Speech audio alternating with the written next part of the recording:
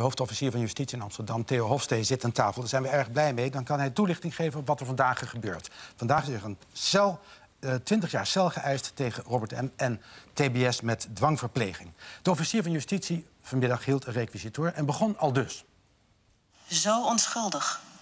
Een baby, een dreumesje. Een klein wezentje dat de hele wereld in principe nog vertrouwt. En zeker als papa en mama hebben gezegd dat het goed is. Dat die meneer voor je zal zorgen. Dat je vast een fijne dag zult hebben. En dat wij later weer terugkomen. Dan, ruim een jaar geleden. Mijn God, dit kan niet waar zijn. Die foto, het is onze oppas. Wat een falen. Ja, zij las een getuigenis voor van een ouder. Dat was duidelijk. En je zag ook dat de officier van Justitie aangedaan was. En dat kunnen wij ons voorstellen, want het is natuurlijk een gruwelijk proces. Hoe heftig hebben zij dat ondergaan? Dat is heel heftig geweest. Deze twee collega's zijn degene geweest die alle dossiers hebben gelezen, alle verklaringen hebben gelezen, ook een deel van de beelden hebben gezien. Dus die de volle impact van deze zware zaak hebben meegekregen. Wat wij wel proberen te doen, ook door gebruik te maken van diensten van een psycholoog om collega's te steunen bij zo'n zware zaak. Ja, hoe gaat dat? Ik bedoel, is dat een soort therapeutische sessie? Wat moet ik me daarbij voorstellen? Nou, dat is iemand die ervaring heeft bij het Openbaar Ministerie. Die vaker mensen van het OM die met zware zeden- of geweldzaken met die mensen spreekt. Die heeft groepsgesprekken en heeft ook op verzoek individuele gesprekken. Dat is niet heel zwaar, maar die geeft tips hoe je het beste met zware emoties kan omgaan. Ja. Waar zat u eigenlijk tijdens dat proces? Alle dagen dat de zaal open was, dat er openbare behandeling was, heb ik in de zaal naast de rechtszaal gezeten. Dat was de zaal gereserveerd voor de ouders. En die waren daarbij? Die waren erbij, niet allemaal. Een aantal ouders verkiest toch thuis het proces te volgen. En die sturen een familierechercheur als contactpersoon. Maar een aantal ouders die zijn al die zittingsdagen in die aparte zaal aanwezig geweest. En daar was ik ook. Dus daar gingen de emoties ook rond, neem ik aan? Ja, het is wel een vertrouwelijke setting met die ouders. Dus ik zeg niet zoveel over wat daar precies gebeurde. Wij waren er eigenlijk om betrokkenheid te tonen en ook om vragen te beantwoorden van ouders. Vanaf wanneer had u eigenlijk zicht op de omvang van de zaak? Dat ben ik niet zelf geweest. Ik ben iets later na dat moment binnengekomen. Maar Justitie heeft dat toch wel gekregen vrij vlot. Zeg maar ongeveer een maand na het begin. Omdat de verdachte een aantal bekentenissen heeft gedaan. En er vrij snel, dankzij enorm opsporingswerk van enorm veel rechercheurs, heel snel duidelijk werd welke kinderen hebben wanneer op het hofnarretje gezeten gedurende welke tijd. En dat er heel snel ook vergelijkingen konden worden gemaakt tussen zijn verklaring en namen en lijsten. En helemaal toen er ook beelden terugkwamen. Dus kunnen we met u goed vinden even, we gaan natuurlijk niet het hele proces langs, maar even teruggaan naar dat moment, 7 december. Het moment dat het programma Opsporing Verzocht op de televisie is en er al heel snel in Amsterdam naar de politie wordt gebeld. Ja. Diezelfde avond is de politie al in het huis van Robert M. Dat klopt. Er belde iemand op, een moeder, en die zei: ik herken deze man. Het is de oppas van mijn kind. En die noemde daarbij een voornaam. Is diezelfde avond heel snel verbinding gelegd met allerlei andere onderzoeksresultaten die al bij de politie waren. En nog diezelfde avond heeft men gezegd: dat moet deze man zijn, die woont daar. Politie naar het huis. Officier heeft meteen de beslissing genomen: aanhouden en alles met toestemming van de verdachte in beslag nemen en doorzoeking doen. Snel optreden, want iedereen dacht: dit is iemand die materiaal heeft. En dat bleek wel uit de informatie van de Amerikanen waarmee de zaak startte, zich zou hebben kunnen schuldig gemaakt aan ernstig misbruik. Maar wat dus nu ook blijkt, is dat Robert M. zelf ook vermoedelijk naar dat televisieprogramma keek. Of in ieder geval op een andere manier al heel snel op de hoogte werd gebracht van: hé, let op. En iets met zijn computer heeft gedaan waardoor dat computer op dat moment bezig was alles te wissen wat erop stond. Dat klopt. Het was niet hij zelf, maar volgens de verklaringen was het zijn echtgenoot, meneer Van O. Die heeft dat gezien en de verdachte heeft toen een soort wipe-programma gestart, waarvan hij ook dacht dat zo zou werken dat al zijn materiaal zou verdwijnen. Want dat was het materiaal wat hij zelf gemaakt had van de kinderen die hij zelf misbruikt had. Onder andere, ja, zeker. Hij had veel meer materiaal, maar onder andere dat was het belangrijkste materiaal. Maar het Nederlands Forensisch Instituut is er vrij snel toch in geslaagd om dat materiaal allemaal terug te brengen. Dus er is niks gewiped. En vandaar dat we ook eigenlijk heel veel beelden hebben in deze zaak. Heeft dat uiteindelijk een omslag gegeven toen hij erachter kwam dat u die beelden allemaal wel had? In zijn laten we zeggen, openheid en de alertheid om te willen bekennen? Dat is lastig te zeggen, want ook voordat dat geregeld was, heeft hij toch wel een aantal verklaringen afgelegd. En uiteindelijk heeft hij verklaringen afgelegd over 67 kinderen, geloof ik. Hij heeft verklaringen afgelegd over meer dan 67 kinderen, over uiteindelijk 87 kinderen. Waarvan die 87 zijn er 86 op de telastenlegging van hem terechtgekomen. Daar heeft hij gedetailleerd over verklaard. Maar hij heeft ook duidelijk gemaakt dat hij, ik weet niet precies hoe hij het zei, maar misschien weet u het wel. Ik ben eigenlijk een soort bibliotheek en er zijn nog veel meer boeken die je eruit zou kunnen halen. Ja, dat is één verklaring die hij heeft afgelegd. En dat is vandaag aan de orde gekomen naar aanleiding van de vraag die we heel vaak krijgen. Is er nou nog meer dan wat u heeft kunnen blootleggen in het onderzoek? En dan moeten we eerlijk zeggen, dat weten wij niet zeker. Hij heeft heel veel verklaringen afgelegd en die passen helemaal bij beelden die we hebben in beslag genomen. En die past ook bij verklaringen van mensen die later in het buitenland zijn aangehouden. Dus dat klopt allemaal wat hij gezegd heeft. Maar er zijn een paar kleine aanwijzingen dat hij in de jaren daarvoor, voor 2006, wellicht zich aan misbruik zou hebben schuldig gemaakt. Zijn computer over die jaren was gecrashed, dus daar zijn geen beelden van. Maar het is niet zo dat hij meer kinderen zou hebben misbruikt in Nederland dan nu bekend? Of kunt u dat niet met een ja of nee beantwoorden? Nee, dat kan ik niet met ja of nee beantwoorden. Als mensen ons vragen, kunnen wij nu de zekerheid hebben dat er niet meer is, dan kunnen wij niet zeggen dat wij die zekerheid kunnen geven. Uit ons onderzoek hebben wij die 87 kunnen vaststellen met zijn medewerking. Maar de officier van Justitie zei vandaag dat er een reden was om te veronderstellen dat er uiteindelijk toch meer zijn geweest. Nou, de officier van Justitie zei dat er aanwijzingen waren dat de mogelijkheid zou kunnen bestaan. Wat doet u daarmee? Daar is niks meer mee te doen, nee. Maar dat creëert natuurlijk toch een zekere mate van onrust. Dat het misschien nog veel groter is, dat hij dat weet. Hij blijkt, misschien overdrijf ik het weer, maar zoals ik het gelezen heb, over een fotografisch geheugen te beschikken. Dus hij is zeer gedetailleerd in zijn verhalen. Dus er moeten meer verhalen zijn dan dat hij vertelt. Of wil hij ze wel vertellen?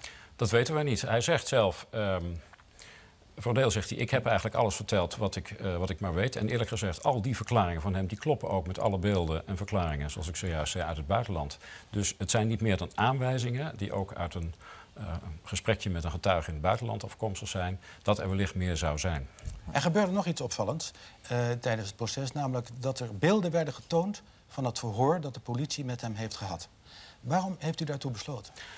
Dat hebben we eigenlijk besloten in reactie op de aankondiging van de verdediging, dat zij een aantal beelden wilden laten zien van de verhoren. Met name om een bepaald beeld van de verdachte te schetsen. En de rechtbank zei dat is prima. Toen hebben wij gezegd, nou dat is goed, maar dan maken wij ook een compilatie van beelden. En daar had de verdediging niet op gerekend? Dat weet ik niet. Want daar kwam je nou keihard in over, uit die beelden. Ik weet niet of ze erop gerekend hebben, maar we hebben maar een kleine compilatie gemaakt van heel veel uren verhoor. En die beelden gaven een vrij duidelijk beeld van de verdachte. Wat gaven ze voor een beeld? Gaven beeld van een verdachte die geen enkele empathie toont, die geen enkel inlevingsvermogen toont. En sterker nog, die er eigenlijk een beetje over opschept en zichzelf een artiest noemt. En zijn kinderpornografische samenstelling een kunstwerk noemt. En eigenlijk ook tips geeft aan mensen in het buitenland hoe je het beste zou kunnen doen. Dus een vrij berekenende indruk gaven een deel van die verklaringen. Is dat ook in de eis tot uitdrukking gekomen? Zeker. Dat is een van de belangrijke onderdelen van de eis. Naast natuurlijk het grote getal. 67 kinderen, langdurig misbruikt, ernstig misbruik. En dan komt er nog bij de berekenende manier, het maken van kinderpornografisch materiaal met camera's, het versturen naar het buitenland, de chatgesprekken, om daar nog eens over op te scheppen. En uiteindelijk natuurlijk is een van de belangrijkste pijlers voor de eis ook de potentieel hele zware schadelijke gevolgen voor kinderen en ouders. Die er al zijn geweest. En ik neem aan ook nog om ervoor te zorgen dat dat nooit meer kan gebeuren. Dat begrijp ik niet. Dat de eis zo zwaar is dat hij er niet meer uitkomt. Nee, dat is niet de opzet van de eis. De eis van gevangenisstraf is gebaseerd op de ernst van de feiten. Dat is zo uitzonderlijk hebben we het nog nooit gezien. En daarnaast, maar dat is gebaseerd natuurlijk op rapporten van Pieter Baan Centrum, is gezegd, er is een zware stoornis. Er is een heel hoog recidiverisico, dus deze man moet echt behandeld worden. Maar kunt u zich voorstellen dat deze man ooit nog gewoon deel uitmaakt van een samenleving buiten de gevangenis of TBS-muren? Dat weet ik niet. Het is zo dat de deskundigen die dat beter kunnen beoordelen zeggen... er is wel degelijk een mogelijkheid tot behandeling. Het is niet eenvoudig, het zou wel eens lang kunnen duren... maar wij sluiten dat helemaal niet uit. En dat hangt ook een beetje van zijn eigen opstelling af. Maar mensen die er verstand van hebben, bijvoorbeeld psychiaters... die zeggen het is wel heel moeilijk om als iemand zo lang in een cel heeft gezeten... om dan nog een adequate behandeling te geven. Het is eigenlijk meer... Justitie vraagt dat meer om er zeker van te zijn... dat ze dan na die gevangenisstraf de man nog een tijd kunnen vasthouden. Meer dan dat ze echt geloven in het feit dat die man behandeld kan worden... en genezen de samenleving inkomt. Want niemand gelooft daaraan. Nou ja, of ik daarin geloof weet ik niet... maar het is in ieder geval niet de opzet van justitie. Zo denken wij niet. Wij vinden dat hij eerst boete moet doen... voor die vreselijke feiten die hij heeft gepleegd. En vandaar dat hij eerst langdurig de gevangenis in moet. En daarna moet hij echt behandeld worden. Daar heeft hij ook recht op, heeft mijn collega vandaag gezegd. Nu zijn er ook die chatgesprekken geweest. Hè? En dat is ook een reden waarom u ook nog een aantal andere mensen... in combinatie met natuurlijk internationale collega's te pakken heeft kunnen nemen. Hoeveel mensen zijn er uiteindelijk gearresteerd in deze zaak? Nou, dat kunnen we niet helemaal zeggen. Waarom niet? Omdat een deel van het onderzoek niet door Amsterdam is gedaan... maar een heel groot deel van het digitale onderzoek is door het Korps Landelijke Politiediensten met een landelijk parket gedaan. En af en toe, dat gaat maar door en dat gaat maar door. Want overal als mensen worden aangehouden, hun verzamelingen in beslag worden genomen... dan blijken daar weer nieuwe mensen. Dus uiteindelijk zal het landelijk parket een keer komen met een tussen- of een eindstand... hoeveel mensen dat geweest zijn. Maar dat loopt echt in de tientallen. Ook hier in Nederland? Nee, in Nederland is dat een beperkt aantal mensen geweest. Waarvan er ook nog één... in voorlopig hechtenis verblijft en zal worden vervolgd. We zitten hier aan tafel met een paar mensen die toevallig ook zijdelings nog betrokken zijn geweest bij deze zaak. De wethouder van Amsterdam uiteraard, want Amsterdam een grote rol heeft gespeeld in verband met de kinderopvang. Wat vindt u van de eis, 20 jaar plus TBS? Nou, het is het hoogste wat geëist kan worden en daar ben ik heel blij mee. Ik moet zeggen, als ik het verhaal nu weer zou horen, dan ga je onmiddellijk terugdenken aan toen het bekend werd. En wij daar in Amsterdam mee geconfronteerd werden. Ik heb grote bewondering voor hoe de politie dat heeft gedaan, hoe u dat heeft gedaan met uw mensen. Hoe de hulpverleners dat hebben gedaan. Maar het heeft op ons allemaal een enorme indruk gemaakt. Als bestuurders van de stad. Maar ook omdat je kinderen hebt die naar de crash gaan. Waar dat vertrouwen, waar de officier het over heeft, beschaamd wordt. Meneer Kamp, u ging over de kinderopvang. Hè? Misschien gaat u nog wel over de kinderopvang en over de kwaliteit daarvan. Kunt u zich nog herinneren wat er in u omging toen dit allemaal... Ja. Een paar dagen nadat het bekend was geworden, ben ik ook naar Amsterdam gegaan. Heb ik met meneer Asscher erover gesproken en met de burgemeester hier.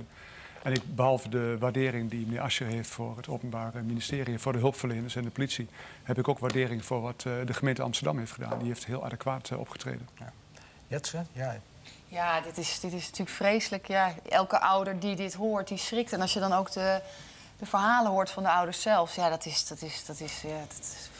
misselijkmakend. Het is gewoon Werd je vreselijk. als moeder op een gegeven moment zo moedeloos van de berichtgeving dat je dacht, ik wil het eigenlijk niet eens meer weten? Nou, nee, je wil natuurlijk wel weten hoe het zit.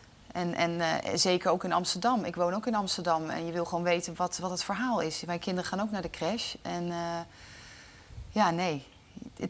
Aan de ene kant heb je natuurlijk wel zoiets van, ik wil het gewoon niet horen. Maar aan de andere kant wil je ook weten hoe het zit. Ja. Is er echt een theoretische kans dat de man ooit nog op vrije voeten komt? De theoretische kans bestaat inderdaad, ja. Maar u zegt de nadruk theoretisch. Ja. Want u denkt het niet? Nee, dat kan ik niet zeggen, want daar ben ik niet deskundig genoeg voor. Ik ben wel heel eerlijk. De deskundigen hebben opgeschreven dat deze man lijdt onder een zware stoornis. Pedofilie, dat is evident, maar ook hyperseksualiteit erbij. En die zegt, het zal niet eenvoudig zijn, maar, zegt de deskundige, het is wel mogelijk om het te doen. Er is ook nog een eis gesteld aan Richard van O. Dat is zijn echtgenoot. Zonder TBS, 12 jaar. Waarom eigenlijk zonder TBS? In hoofdzaak omdat de deskundigen van O hebben gezegd, daar is een laag recidiverisico, dus het gevaar voor herhaling is eigenlijk vrij klein. Dat is een ander type pedoseksueel dan Robert M. En dus wordt het ook helemaal niet geadviseerd, een dwangbehandeling. Men zegt, hij moet wel behandeld worden, maar dat kan heel goed in een ambulante setting gebeuren. Juist. Dus dat is iemand die die zal dan... Is het als je goed gedraagt, ben je dan na een jaar of 8 of zo... Als de rechtbank 12 jaar zou opleggen, dan zou hij na 8 jaar vrijkomen. Maar dan is het wel zo dat hij onder de voorwaardelijke invrijheidstelling valt, waar voorwaarden aan kunnen worden verbonden. En een van die voorwaarden zal dan zijn, naar ik aanneem, dat hij zich verplicht laat behandelen. Nu is er ook een mogelijkheid dat een verdachte in beroep gaat als hij wordt veroordeeld. Is het dan zo dat het hele proces, met al die beelden en met alle verschrikkingen voor die ouders, weer in zijn volledigheid terugkeert? Inderdaad, dan wordt de zaak overgedaan. Maar het hangt bij iedere behandeling weer af van de wensen van het Openbaar Ministerie, van de verdediging en straks theoretisch van het gerechtshof hoe uitgebreid die behandeling zal zijn. Oh, daar kun je grenzen aan stellen? Daar zou je grenzen aan kunnen stellen. Ja, afhankelijk van wat er allemaal al behandeld is en hoe de rechtbank in een vonnis het opschrijft, zouden mensen kunnen zeggen, u hoeft ons dat allemaal niet meer voor te houden.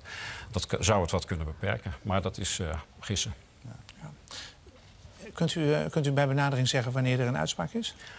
Die uitspraak, heeft de rechtbank gezegd, die zal in mei plaatsvinden en waarschijnlijk in de tweede helft van de maand mei.